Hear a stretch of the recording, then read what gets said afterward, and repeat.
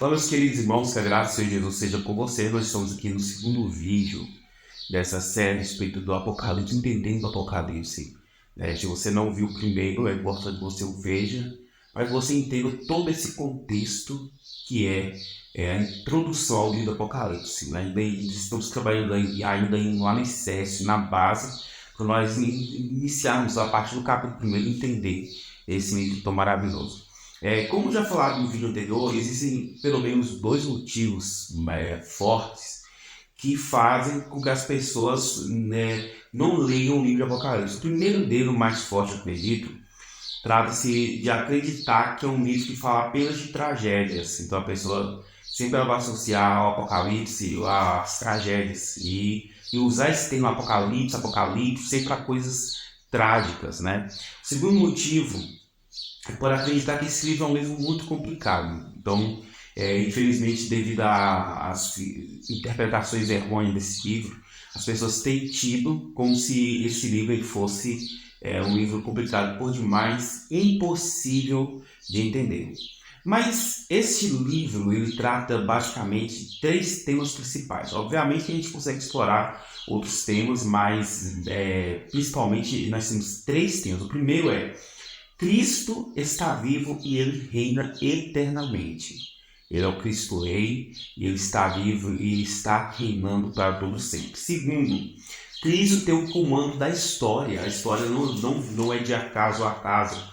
A história não é de elevado ao léu, mas ele tem o comando. Por último, Cristo tem o comando da igreja. É ele que passa no meio dos 7 castiçais de ouro, que tem os castiçais em suas mãos, né? Então ele tem o controle da igreja.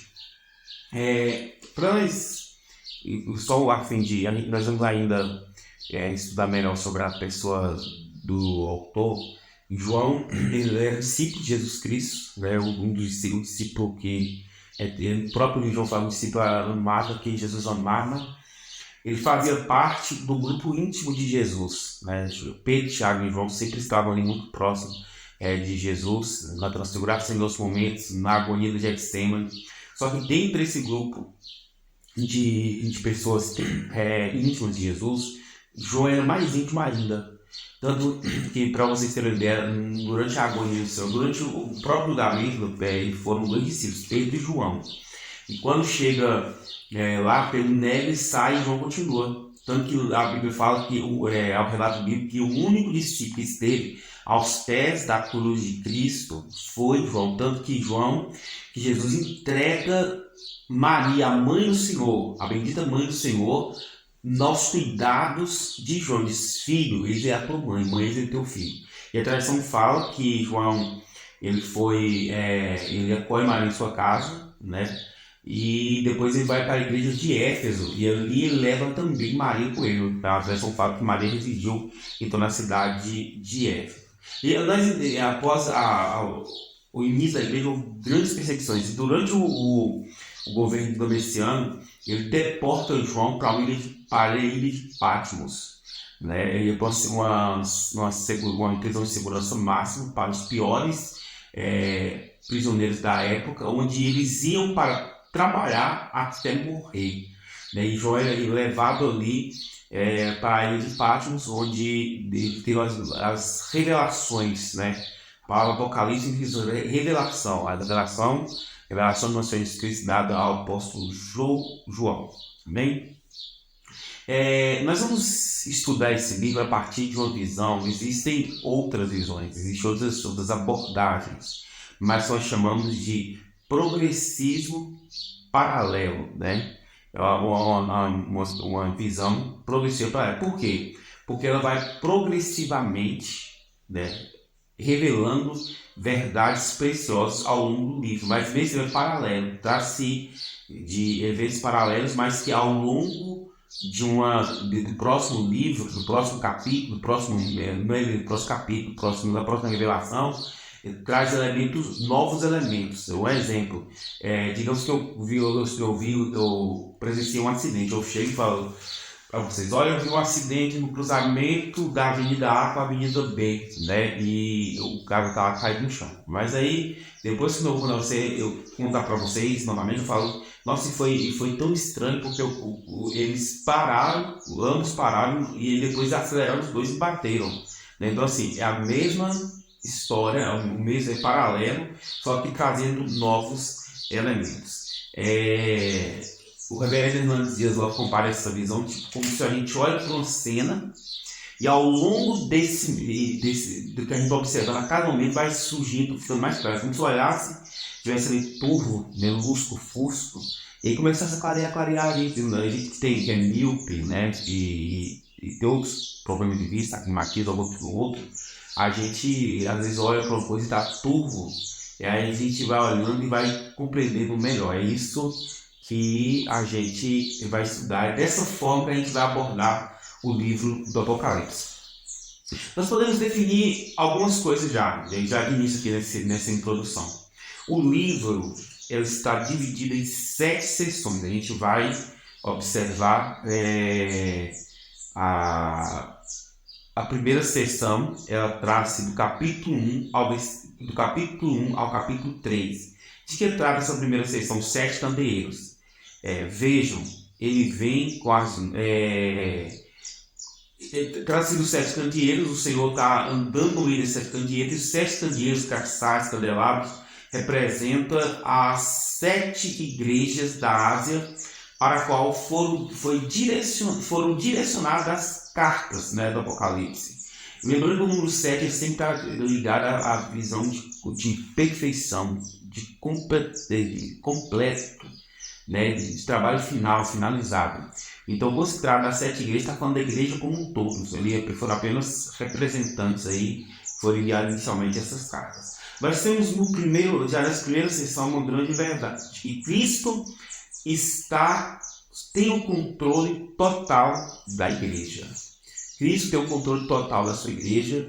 Ele é poderoso, e já que no início fala, vejam, ele vem com as nuvens, e todos os verão, até mesmo aqueles que os transpassaram, e todas as nações da terra se lamentarão por causa dele. Sim, amém. A gente imagina que, Apocalipse capítulo 1, versículo 7, a gente imagina que a vinda de Jesus, a volta do Senhor, dá-se apenas no último capítulo, e não aqui já no capítulo 1, no 7º versículo, já fala da volta do Senhor. Quando é que Jesus vai voltar de forma universal, e todos vão viver justamente no fim dos tempos. E aqui já no início da Bíblia, no início do Apocalipse, já vai falar dessa voz. Então a gente observa que nós temos a primeira revelação. Cristo virá, todos o verão, até mesmo os que transpassaram, e todos se lamentarão por causa dele. Então, isso que a gente já tem informação primeiro, isso vai se desenvolvendo, vai trazendo novos elementos ao longo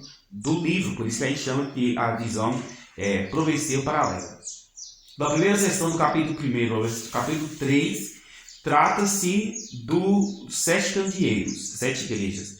Do capítulo 4 ao capítulo 7, vai falar de 7 selos. Então nós temos lá, Deus está sentado no trono, Deus tem o livro da história na mão, é Ele que tem, somente Ele. E cada vez que abre-se um selo, a igreja passa por uma luta. Nós precisamos dessa informação para mais na frente. Cada vez que abre-se um selo, a igreja passa por uma luta, ok? Cristo tem um controle da história. Então são essas as verdades que a gente encontra aqui na segunda sessão, capítulo 4 ao capítulo 7. Enquanto eu observava, o cordeiro abriu o 6º selo, e houve um grande terremoto. O sol ficou escuro como um pano negro, e a lua inteira se tornou vermelha como sangue. Então as estrelas caíram do céu como figos verdes de uma figueira sacudida por um forte vento. O céu foi enrolado como um pergaminho, e todas as montanhas e ilhas foram movidas do seu lugar. Então os reis da terra, os governantes, os generais, os ricos, os poderosos escravos e os livres, todos se esconderam em cavernas entre as rochas das montanhas. E gritaram as montanhas e as rochas: caiam sobre nós, escondam-se da face daquele que está sentado no trono, daí para o Cordeiro. Pois chegou o grande dia de sua ira, e quem poderá sobreviver? Que nós já vimos na segunda sessão, mais uma vez falando dos tempos já da consumação do fim. Na primeira sessão, do 1 ao 7, do 1 ao 3, fala já da volta de Cristo. Já do capítulo 3 ao 7, a segunda sessão, fala mais uma vez da volta de Cristo, acrescentando elementos. Aqui, lá no primeiro fala que as nações se aumentarão. Aqui já vai falar que eles vão ficar tão assustados que vão pedir para os montes para sobreviver, para cair sobre eles, para que eles possam fugir da ira. E qual o dia da ira do Senhor, senão o dia da consumação do século? Então, mais uma vez, mostra que é paralelamente que vai aparecendo aí os elementos dessa linda história do Apocalipse. O texto que eu li é Apocalipse capítulo 6, versos 12 ao 17. A terceira sessão, ela está do capítulo 8 ao 11º, Apocalipse 8 ao 11. E essa sessão vai falar das 7 trombetas. As 7 trombetas são juízos parciais, olha só, são juízos parciais de Deus para o mundo que persegue a igreja. Lá nos 7 selos nós vemos as igrejas sofrendo tormentos assim que abrimos os selos. Aqui nós vemos tormentos parciais. Por quê? Porque ainda está aberta a oportunidade para os ímpios se arrependerem, converterem dos seus maus caminhos e se inclinarem para Deus. E eles dão sorriso parciais. Então nós vemos uma terça parte morre, uma terça parte é atingida para que esse povo que está imunizado contra Deus, eles possam se converter, possam então invocar o nome do Senhor e assim serem salvos. Por isso que são juízos parciais da ira de Deus. Nesse momento a igreja ela é vingada. Deus ele envia 7 avisos antes de enviar o derramamento da sua ira definitiva. O juízo é um juízo mais mesclado com misericórdia. O 7º anjo tocou sua trombeta e fortes vozes gritaram no céu. O reino do mundo se tornou do nosso Senhor e seu Cristo, e ele reinará para sempre. Os 24 anciões que estavam sentados em seus tronos diante de Deus se prostraram com o rosto em terra e o adoraram, dizendo: nós te agradecemos, Senhor Deus Todo-Poderoso, que era, pois agora assumiste teu grande poder começaste a reinar. As nações se enfureceram, mas agora chegou o tempo da tua ira. É tempo de julgar os mortos e recompensar teus servos, os profetas, assim como teu povo santo e todos os que têm teu nome, desde os pequenos até os grandes, e é tempo de se destruir todos que causaram destruição na terra. Apocalipse capítulo 11, versículo 15 a 18. Mais uma vez nós vemos aqui falando do tempo do fim, do tempo do julgamento, do tempo do juízo. Em que tempo que isso acontece? Acontece no juízo final. Então, mais uma vez, nós vimos mais um elemento ser acrescentado à narrativa que iniciou lá na primeira sessão. A quarta sessão, do capítulo 12 ao capítulo 14, vão surgir 4 seres do mal, quartetos do mal, né? Nós temos o dragão, que é o diabo, a besta que surge do mar, que é o anticristo, a besta que surge da terra, o falso profeta, e a Babilônia, que é a religião prostituída. Então, o governo corrupto do mundo. Dentro desse contexto, o nascimento de Cristo, já no capítulo 12 vai falar disso. E o dragão persegue a igreja em Cristo. A mulher do Apocalipse não é Maria, a mãe do Senhor, como alguns trazem nessa interpretação. Se você pegar, por exemplo, Bíblias, tipo a versão CNBB, Ave Maria, a versão Peregrino, lá no rodapé vai estar lá, dizendo que a mulher é a igreja, não é Maria, a mãe do Senhor. Está escrito: Então vi uma nuvem branca, e sentado na nuvem alguém semelhante ao Filho do Homem. Tinha coroa de ouro na cabeça e uma foice afiada na mão. Então outro anjo veio do templo e gritou bem forte para aquele que estava sentado na nuvem. Use a foice e comece a ceifar, pois chegou o tempo da colheita. A safra da terra está madura. Assim aquele que estava sentado na nuvem passou a foice sobre a terra, e toda a terra se ceifada. Apocalipse capítulo 14, versículo 14 ao 16. Quando é que isso acontecer?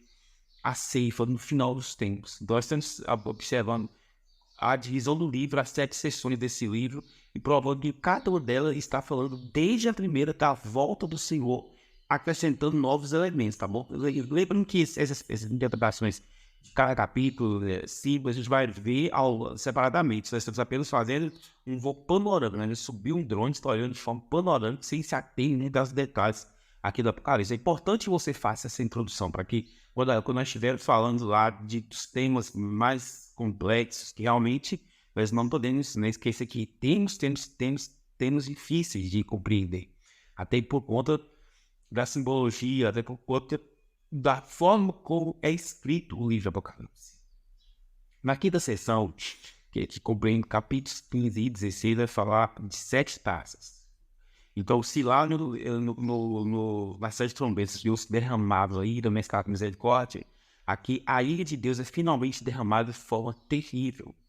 As taças caem somente onde as trombetas caíram. Então, onde as trombetas tocam na água, mas então, se houve a manifestação da trombeta, acontece então o derramamento dessas taças. Os sinais que acontecem são alertas de Deus para o homem se arrepender. Todas as ilhas desapareceram e todos os montes foram arrasados. Tá? Apocalipse capítulo 16, versículo 20. Na sexta sessão, no percurso do 17 ao 19, vai falar da derrota dos agentes do dragão. Na quarta sessão, eles surgem, na sexta são derrotados. Então, ele começa em ordem inversa, né? Lá começou com o diabo e terminou com a Babilônia. Aqui começa com a Babilônia e terminou com o diabo. Então, assim, primeiro é derrotada a Babilônia, que é todo o sistema que se opõe a Deus, especialmente o sistema religioso, o sistema político. Mas enquanto a prostituta é derrotada, em paralelo, em contraste a isso, a igreja é apresentada como noiva de Cristo. Já bem, enquanto a Babilônia, a prostituta, a meretriz, é destruída, aniquilada, é derrotada, a igreja é apresentada como noiva de Cristo. Aí nós temos a derrota de Cristo, falso profeta e por fim do dragão, né? Aí está escrito em Apocalipse 19, 18 ao 11 ao 16. E os abertos surgiu um cavalo branco, seu cavaleiro se chama Fiel e Verdadeiro, pois julga e guerreia com justiça. Seus olhos eram como chamas de fogo, e em sua cabeça havia muitas coroas. Nele estava escrito um nome que ninguém conhece, a não ser ele mesmo. Vestia um manto encharcado de sangue, seu nome era a palavra de Deus. Os exércitos do céu, vestidos do linho mais fino, puro e branco, seguiam no meio dos cavalos brancos. De sua boca saiu uma espada afiada para ferir as nações. Ele as ordenará com cetro de ferro e esmagará as uvas no tanque de prensar da furiosa ira de Deus, o Todo-Poderoso. E em seu manto, na altura da coxa, estava escrito Rei dos Reis e Senhor dos Senhores. Mas mais elementos são acrescentados à volta do Senhor. Se você pega ali Apocalipse 7, ele vem, todo olho verá, até os transpassados testamentaram na casa dele, e coloca agora como ele vem majestoso, ele vem vestido de branco, ele vem vitorioso, ele vem acompanhado por seus cavaleiros. A sétima e última sessão é do capítulo 20 ao 22. Então, todas as sessões por isso vai falar da vida de Cristo, mas essa aqui é o fechamento, né? É a finalização. Então vi um anjo descer do céu, trazendo na mão a chave do abismo e uma grande corrente. Ele prendeu o dragão, a antiga serpente, que é o diabo, Satanás, e o que o acorrentou por 1000 anos. Só um país aqui que nós vamos trabalhar a respeito desses 1000 anos, que não vai dizer que é literal na Terra, que está acontecendo, então a gente vai falar um pouquinho sobre isso, mas quando for analisar essa sessão, em específico. O anjo o lançou no abismo, fechou e pôs um lacre na porta, de modo que ele não pudesse mais enganar as nações, até que terminasse os 1000 anos. Depois disso, é necessário que ele seja solto por um período de tempo. Apocalipse capítulo 20, 1 e 3. Também no capítulo 20, versículos 11 e 12, vai dizer assim: vi um grande trono, aquele que estava sentado nele, até no céu, e o céu fugiram de sua presença. Mas não encontraram um lugar para se esconder. Vi os mortos, pequenos e grandes, em pé diante do trono de Deus. E foram abertos livros, e o livro da vida. Os mortos foram julgados segundo o que havia feito, conforme o que estava registrado no livro dos livros. Mais elementos são acrescentados ao retorno do Senhor e o julgamento, a finalização da sua ira e para os simples. Nessa sessão, nós temos o reinado de Cristo reinando com as almas dos santos lá no céu. Veja bem, o milênio não é na terra, mas é lá que o reinado de Cristo dá-se no céu junto com as almas. Isso aí estudar melhor amilenismo, pré-milenismo, pós-milenismo. Então, assim, isso aí, mas de imediato a gente já fez que o reino de Cristo é nos céus. Não é após a segunda ira, já está acontecendo no céu. O capítulo 10, 20, soma mais 10 aí. Capítulo 20 começa na primeira vinda e não depois da segunda vinda. Que primeira vinda? Quando Cristo se encarna. Então temos a descrição do juízo final, que é o que nós vemos agora, o capítulo 20, 11 a 15. E erroneamente, muitas visões teológicas vai dizer que Cristo veio uma vez, volta a segunda vez e volta a terceira vez. Mas, biblicamente, Cristo veio a primeira vez e esse reinado que inicia aqui na primeira vida já é na primeira vida de Cristo e virá uma única vez para buscar os seus. Mas a gente vai entender os detalhes mais na frente. Nós podemos citar 10 características desse livro para finalizar essa primeira introdução.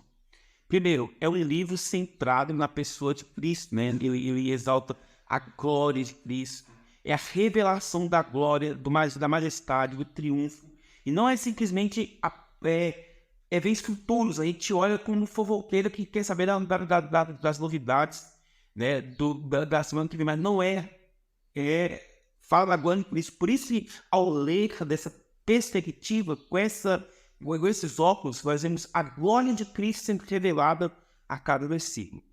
É um livro aberto. Se Deus for para Daniel, cede esse livro já para João, no capítulo 22, versículo 10, ele fala: não cele esse livro. Por quê? Porque a igreja necessita dessa mensagem.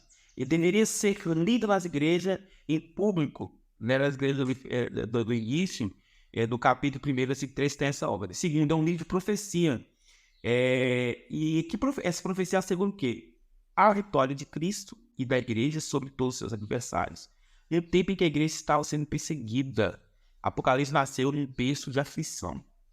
Quinto, é um livro com a bênção completa. Ele vai falar 7 bem-aventuranças e 7 é um número completo. Sexto lugar, é um livro de juízo e condenação. Vai falar do cordeiro que foi morto, mas vai falar também da ira do cordeiro. Né? Tem o diabo da vida, mas tem um lago de fogo. É um livro de juízo, de condenação. É um livro relevante. Ele vai tratar de coisas que vai acontecer em breve. Ele fala de coisas que vai acontecer em breve, né? Ele aponta que o fim está próximo. No caso aqui, o breve não é... Nós vemos que João escreveu esse livro no final do primeiro século. Não é coisa que está acontecendo no dia seguinte, né? Quando ele fala breve, ele está pronto para acontecer, porque Deus ele não mede tempo como a gente mede. Você pode conferir em 2 Pedro, capítulo 3, versículo 10. Ninguém sabe o tempo da volta de Cristo, por isso nós precisamos estar preparados. Quando fala o fim está próximo, ele está pronto, então estejam preparados. E o oitavo lugar, ele é um livro majestoso, é um livro do trono. Se aí colocar a palavra trono dentro do Apocalipse, nós teremos 46 vezes a citação desse livro, mas sempre no céu, o trono de Deus. Aqui na terra, se não me engano, foram 3 vezes. E sempre eu falo do trono do diabo, anticristo, inimigo do trono de Deus. Então, o trono de Deus está nos céus. É um trono, é um livro que vai falar sobre o domínio, a glória de Deus. É um livro de poesia, é um livro de louvor.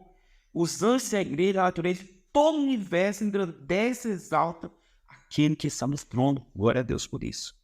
Pelo último lugar, é um livro universal. Ele vê todos os povos, ele vê todas as nações. Ele vê que todos os povos são alvos da graciosidade, da ação de Deus. Ele também vê a sala do trono no céu e ouve vozes vindas dos confins da terra. Né? Todos. Então, um livro universal. Por último, é um livro apoteótico. É um livro que vai falar do clímax da Bíblia. Tudo que começou lá em Gênesis irá se completar e se consumar no Apocalipse. Jesus é o alfa e o ômega. Tudo que ele começa, ele termina glorioso. É ele que